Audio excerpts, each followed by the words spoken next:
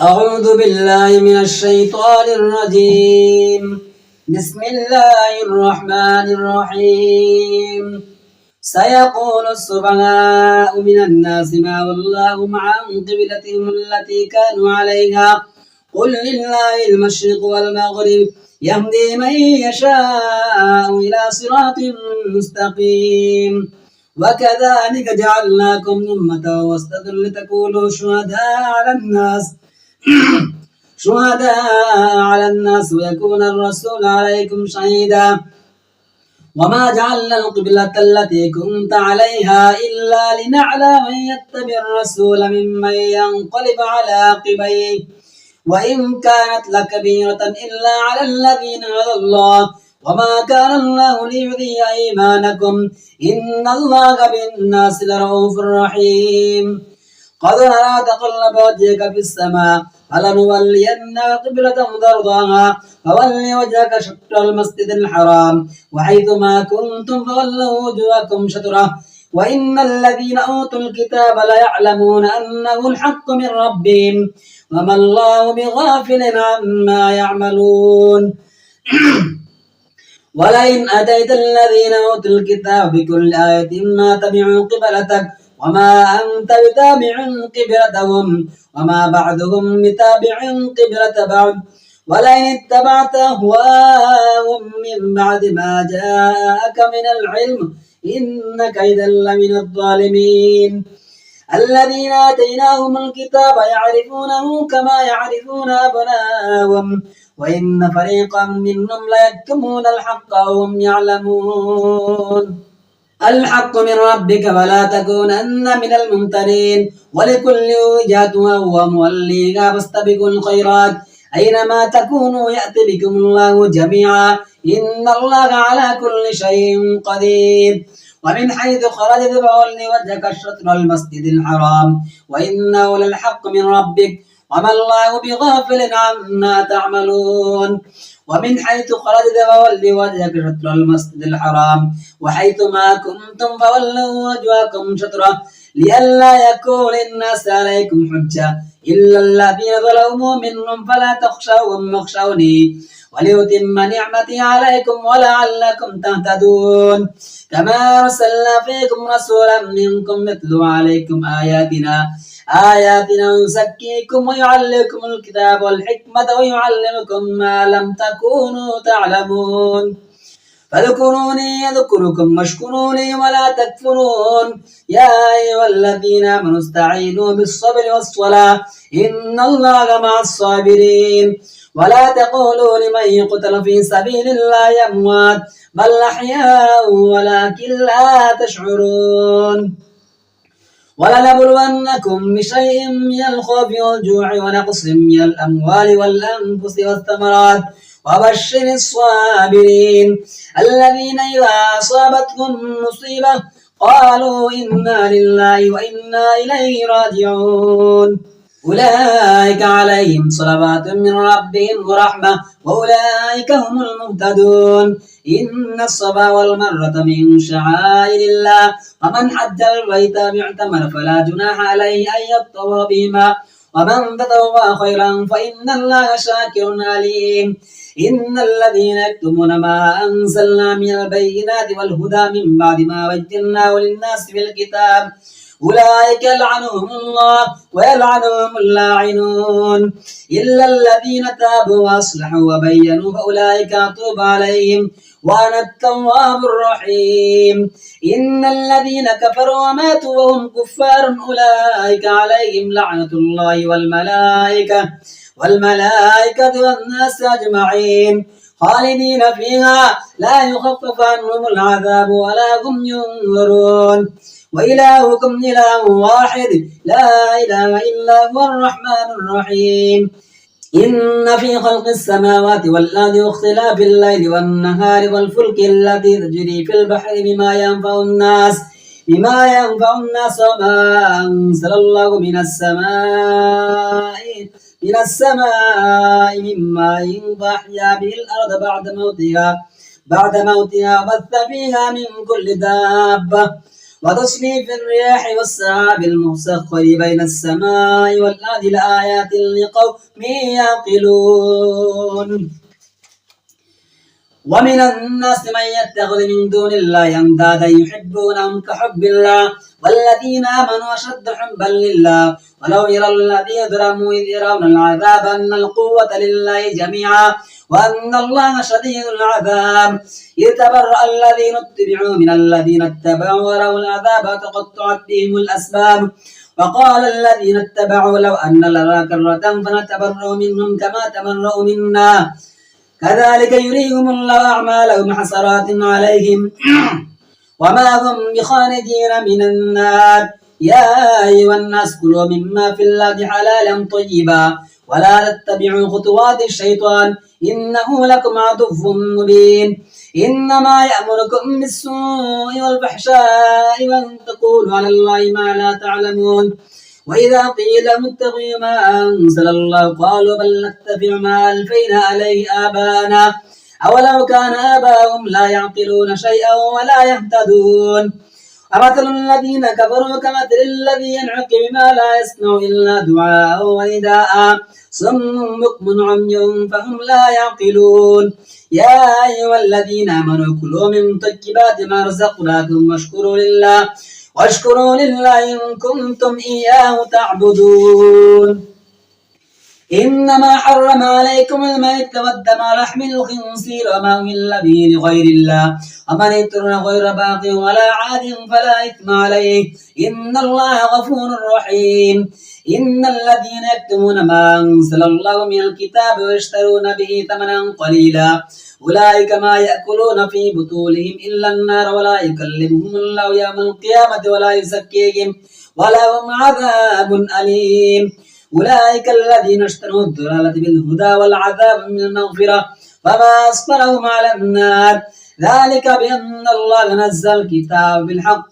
وإن الذين اختلفوا بالكتاب لفي شقاق بعيد ليس البر أن تولوا وجوهكم قبل المشرق والمغرب ولكن البر من آمن بالله واليوم الآخر والملائكة والكتاب والنبيين وآتى المال على حبه ذوي القربى واليتامى والمساكين وابن السبيل والسائلين في الرقاب وقام الصلاة وآتى الزكاة والموفون بعهدهم إذا عاهدوا والصابرين في البأساء والضراء وحين البأس أولئك الذين صدقوا وأولئك هم المتقون يا أيها الذين آمنوا كتب عليكم القصاص في القتلى الحر بالحر والعبد بالعبد والأنثى بالأنثى ومن عفي له من أخيه شيء واتباع بالمعروف وأداء إليه بإحسان ذلك تخفيف من ربكم فمن اعتدى بعد ذلك فله عذاب أليم ولكم في القصاص حياة يا أولي الألباب لعلكم تتقون كتب عليكم إذا حضر أحدكم الموت إن ترك خير الوصية للوالدين والأقربين بالمعروف حقا على المتقين ومن بدله بعدما سمعه فإنما إثمه على الذين يبدلونه إن الله سميع عليم فمن خاف من موص جنبا أو إثما فأصلح بينهم فلا إثم عليه إن الله غفور رحيم يا أيها الذين آمنوا كتب عليكم الصيام كما كتب على الذين من قبلكم لعلكم تتقون أياما معدودات فمن كان منكم مريضا أو على سفر فعدة من أيام أخر وعلى الذين يطيقون فدية طعام مسكين فمن تطوع خيرا فهو خير له وأن تصوموا خير لكم إن كنتم تعلمون شهر رمضان الذي أنزل فيه القرآن هدى للناس وبينات من الهدى والفرقان فمن شهد منكم الشهر فليصم ومن كان مريضا أو على سفر فعدة من أيام أخر من أيام أخر يريد الله بكم اليسر ولا يريد بكم العسر ولتكملوا العدة ولتكبروا الله على ما هداكم ولعلكم تشكرون وإذا سألك عبادي أني فإني قريب أجيب دعوة الداع إذا دعاني فليستجيبوا لي وليؤمنوا بي لعلهم يرشدون أحل لكم ليلة الصيام الرفث إلى نسائكم هن لباس لكم وأنتم لباس لهن علم الله أنكم كنتم تختانون أنفسكم فتاب عليكم وعفى عنكم فالآن باشروهن وابتغوا ما كتب الله لكم وكلوا واشربوا حتى يتبين لكم الخيط الأبيض من الخيط الأسود من الفجر ثم أتموا الصيام إلى الليل ولا تباشروهن وأنتم عاكفون في المساجد تلك حدود الله فلا تقربوها كذلك يبين الله آياته للناس لعلهم يتقون ولا تأكلوا أموالكم بينكم بالباطل وتدلوا بأهل الحكام لتأكلوا فريقا من أموال الناس بالإثم وأنتم تعلمون يسألونك عن الأهلة قل هي مواقيت للناس والحج وليس البر بأن تأتوا البيوت من ظهورها ولكن البر من اتقى وأتوا البيوت من أبوابها واتقوا الله لعلكم تفلحون وقاتلوا في سبيل الله الذين يقاتلونكم ولا تعتدوا إن الله لا يحب المعتدين وقتلوهم حيث قتلوهم وأخرجوهم من حيث أخرجوكم والفتنة أشد من القتل ولا تقاتلوهم عند المسجد الحرام حتى يقاتلوكم فيه فإن قاتلوكم فاقتلوهم كذلك جزاء الكافرين فإن انتهوا فإن الله غفور رحيم وقاتلهم حتى لا تكون فتنة ويكون الدين لله فإن انتهوا فلا عدوان إلا على الظالمين الشهر الحرام من حرمات القصاص فمن اعتدى عليكم فاعتدوا عليه مثل ما اعتدى عليكم واتقوا الله واعلموا أن الله مع المتقين وأنفقوا في سبيل الله ولا تلقوا بأيديكم إلى التهلكة وأحسنوا إن الله يحب المحسنين وأتموا الحج والعمرة لله فإن احسنتم فما استيسر من الهدي ولا تحلقوا رؤوسكم حتى يبلغ الهدي محله فمن كان منكم مريضا أو به أذى من رأسه ففدية من صيام أو صدقة أو نسك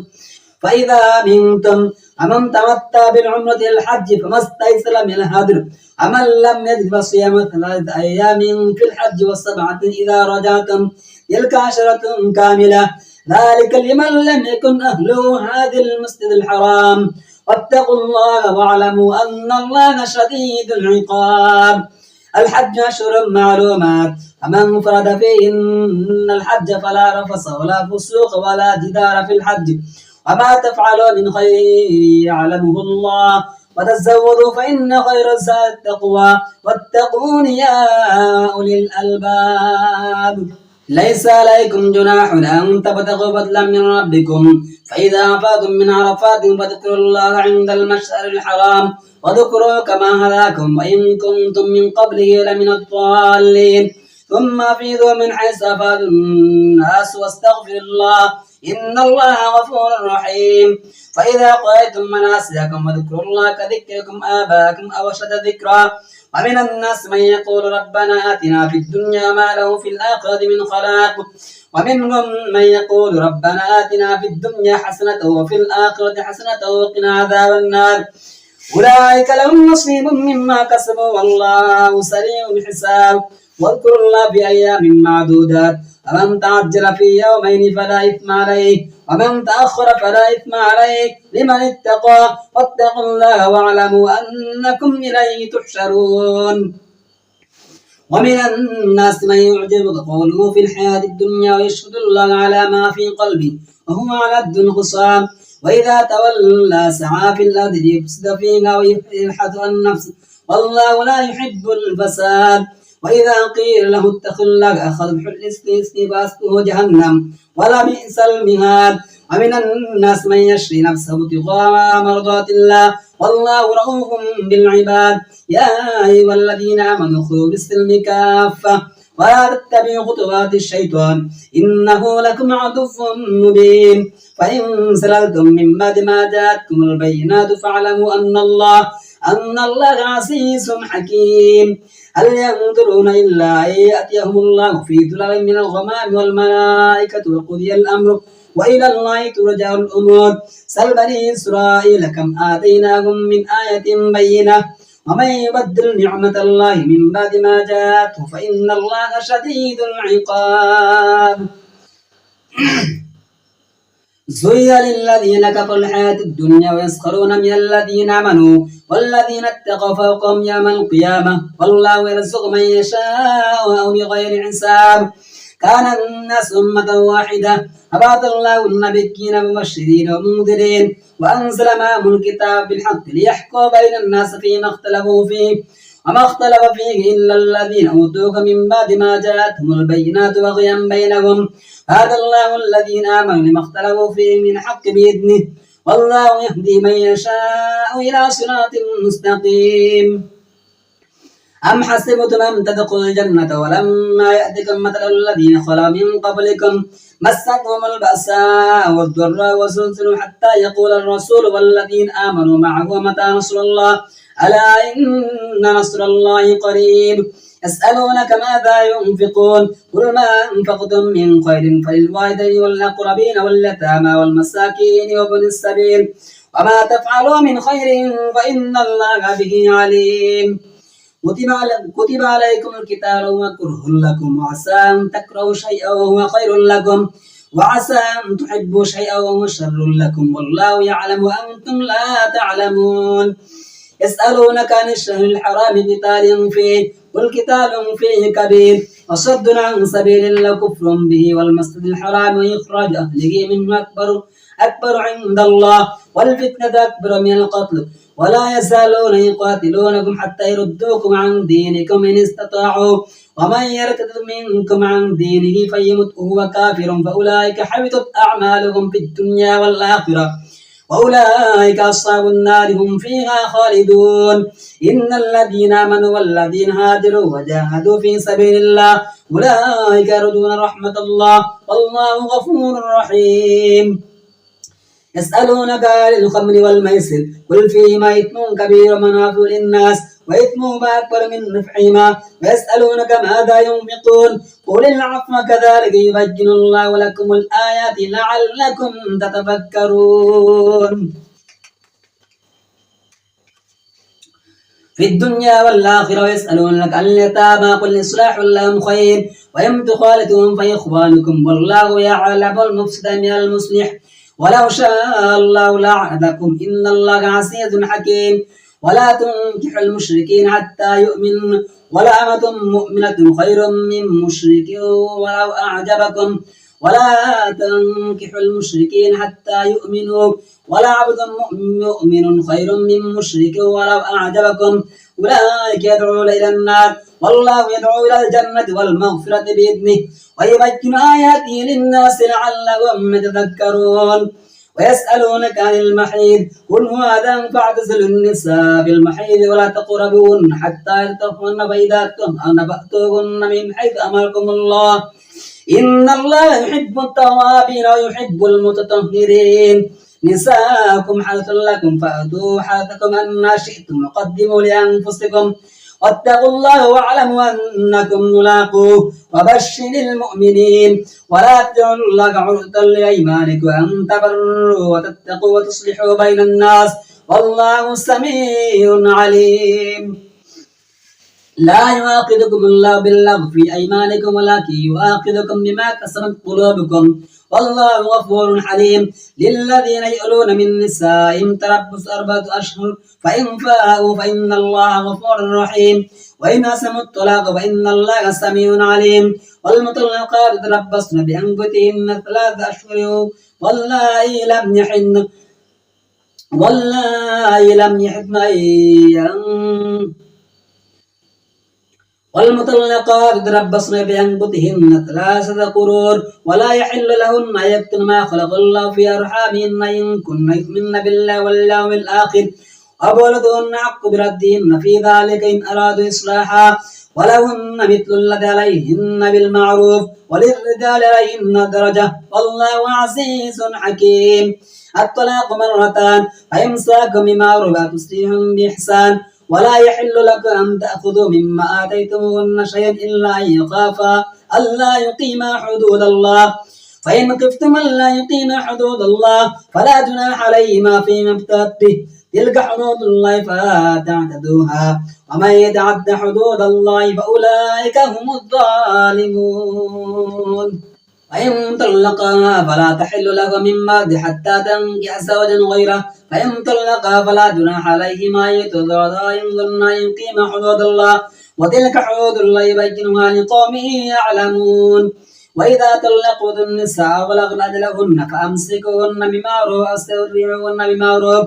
ولا تمسكوهن ضرارا لتعتدوا ومن يفعل ذلك فقد ظلم نفسه ولا تتخذوا آيات الله هزوا واذكروا نعمة الله عليكم وما أنزل عليكم من الكتاب والحكمة يعظكم به واتقوا الله واعلموا أن الله بكل شيء عليم وإذا طلقتم النساء بلغن أجلهن فلا تعذلوهن أن ينكحن أزواجهن إذا تراضوا بينهم بالمعروف ذلك يوعظ به من كان منكم يؤمن بالله واليوم الآخر ذلك أزكى لكم وأطهر والله يعلم وأنتم لا تعلمون والوالدات يرضعن حولين كاملا لمن أراد من رضعه وعلى المولد رزقهن وكسوتهن بالمعروف لا تكلف نفس إلا وسعها لا تضر والد بولدها ولا مولود بولده وعلى الوارث مثل ذلك فإن أرادا فصالا عن تراض منهما وتشاور فلا جناح عليهما وإن أردتم أن تستأذوا أولادكم فلا جناح عليكم إذا سلمتم ما آتيتم بالمعروف واتقوا الله واعلموا أن الله بما تعملون بصير والذين توفون منكم ويذرون أزواجا يتربصن بأنفسهن 4 أشهر وعشرا فإذا بلغن أجلهن فلا جناح عليكم فيما فعلن في أنفسهن بالمعروف والله بما تعملون خبير ولا جناح عليكم فيما عرضتم به من فتنة النساء وأكثرتم في أنفسكم علم الله أنكم ستذكرونهن ولكن لا تواعدوهن سرا إلا أن تقولوا قولا معروفا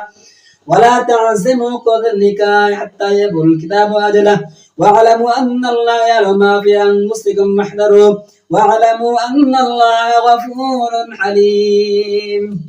لا جناح عليكم إن طلقتم النساء ما لم تمسوهن وتفرضوا لهن فريضة ومتعوهن على الموسع قدره وعلى المقتدر قدره متاعا بالمعروف حقا على المحسنين وإن طلقتموهن من قبل أن تمسوهن وقد فرضتم لهن فريضة فنصف ما فرضتم إلا يعفون أو يعفو الذي يعقد النكاح وإن تعفوا وأقربوا للتقوى ولا تنسوا الفضل بينكم إن الله بما تعملون بصير حافظوا على الصلوات والصلاة الوسطى وقوموا لله قانتين فإن خفتم فرجالا ركبانا فإذا أمنتم فاذكروا الله كما علمكم ما لم تكونوا تعلمون والذين توفون منكم يذرون أزواجا وصية لأزواج متاعا إلى الحول غير إخراج فإن أخرجنا فلا جناح عليكم فيما فعلن في أنفسهن من معروف والله عزيز حكيم وللمطلقات متاع بالمعروف حقا على المتقين كذلك يبين الله لكم آياته لعلكم تعقلون ألم تر الذين خرجوا من ديارهم قلوب حذر الموت فقال لهم الله موتوا ثم أحياهم إن الله لذو فضل على الناس ولكن أكثر الناس لا يشكرون وقاتلوا في سبيل الله واعلموا أن الله سميع عليم من ذا الذي يقول قوتا حسنا يضاعف له أضعافا كثيرة والله يقبل ويبسط وإليه ترجعون ألم تر إلى الملأ من بني إسرائيل من بعد موسى إذ قالوا لنبي لهم نقاتل في سبيل الله قال هل علمتم إن كتب عليكم القتال ألا تقاتلوا قالوا وما لنا ألا نقاتل في سبيل الله وقد أخرجنا من ديارنا وأبنائنا فلما كتب عليهم القتال تولوا إلا قليلا منهم والله عليم بالظالمين وقال لهم النبي إن الله قد بعث لكم طالوت ملكا قالوا أن يكون لهم الملك علينا ونحن أحق من الملك ولم يؤت سنة من المال قال إن الله اصطفى عليكم وزاده بسطا في العلم والجسم والله يؤتي ملكه من يشاء والله واسع عليم وقال لهم نبيكم إن آية ملكي أيتم التابوت في سكية من ربكم وبقية مما ترك آل موسى وآل هارون تحمله الملائكة إن في ذلك لآية لكم إن كنتم مؤمنين فلما فصل طالوت بالجنود قال إن الله مبتليكم بنهر فمن شرب منه فليس مني ومن لم يطعمه فإنه مني إلا من يطرف قوة بيده فشربوا منه إلا قليلا منهم فلما جاوزته هو والذين آمنوا معه قالوا لا تقتل اليوم بجنوده قال الذين يظنون أنهم ملاقوا الله كم من فئة قليلة غلبت فئة كثيرة بإذن الله والله مع الصابرين ولما برزوا لجالوت وجنوده قالوا ربنا أفرغ علينا صبرا وثبت أقدامنا وانصرنا على القوم الكافرين فحسبهم بإذن الله وقتل داود جالوت وآتاه الله الملك والحكمة وعلمه مما يشاء ولولا دفع الله الناس بعضهم ببعض لفسدت الأرض ولكن الله ذو فضل على العالمين تلك آيات نتلوها عليك بالحق وإنك لمن المرسلين